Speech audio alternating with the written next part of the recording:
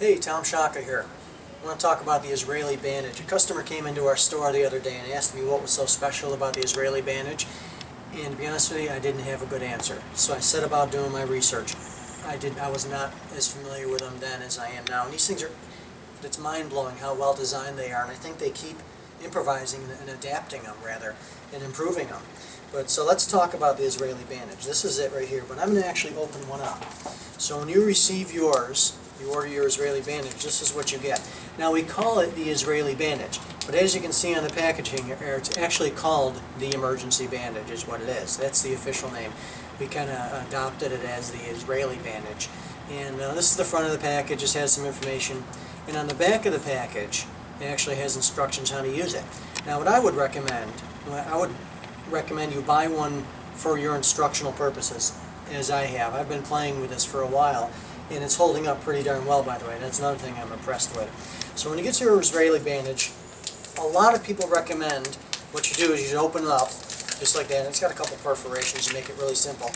And suppose you could use this in an emergency situation, maybe a sucking chest wound or something, or the like, and you can use that. But what a lot of people recommend is, as soon as you receive it, you take it out of the packaging and you put it in your kits like this, because seconds count. And this is still sterile, the inside packaging. That's important. So that isn't what keeps it sterile. This is what keeps it sterile. That's just an extra layer of protection.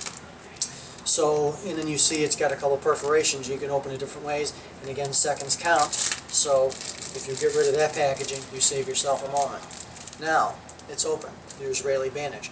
What you want to do when you use this, of course, is you want to keep your hands off the sterile part right here.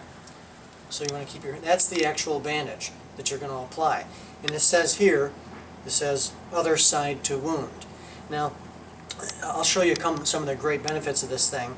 One of them is, see that?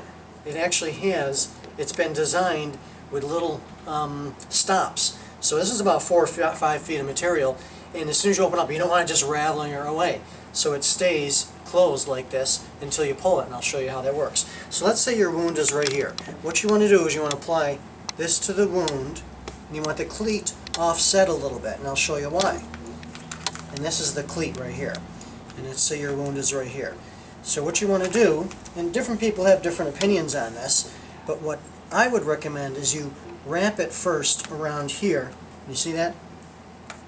See how that works? Now it's coming undone. You wrap it around the edges of the wound area to protect it, secondary dressing. And then once you wrap it, you want to bring this through the cleat right here. Well, let's do this. Let's wrap it once around the center, like this. There we go. Okay. Through the cleat, open it up, and then you want to pull this back, and it puts up to 30 pounds of pressure on that wound with that cleat. So, and you see here again, it's still not unwinding all the way. You got to pull that. See that? Oops, let me get this back through there. So again, this is why you need to practice. And you wrap this like this around here. And what some people would recommend is that you twist it as well, and that adds additional pressure each time you come around. Twist it right on top of the wound, and I can feel that adding quite a bit of pressure to it. And I keep pulling and keep pulling, and that's pretty darn tight. Now at the end of the Israeli Bandage, you've got this these two cleats, and what they recommend is you just secure it like that. So that's pretty darn tight. Now, it's just so well designed. Now these cleats, I've learned, they really grab, they have little barbs on them right here, so it really grabs well. It's not going to come undone. And what others have suggested too, you can use this as a tourniquet. Look at that. That's a lot of pressure on my leg, right there. And then secure it like that. So it's extremely well designed, well thought out. And I'm going to show you another feature of this thing here. Well, let's leave it on right here. I'm just going to, rather than wasting time unwinding it, let's grab the other one. So let's say, it's good to have, both hands free or maybe some help with it, but let's say you're alone. They actually designed into the end of this thing a little loop here. Let's say your wound is on your arm, like that. So you can hold on to it. And then you wrap that like that. Again, right on your wound. Of course, you want the sterile dressing on your wound. And then you want to wrap it. Your Israeli bandage around here like this as your secondary dressing.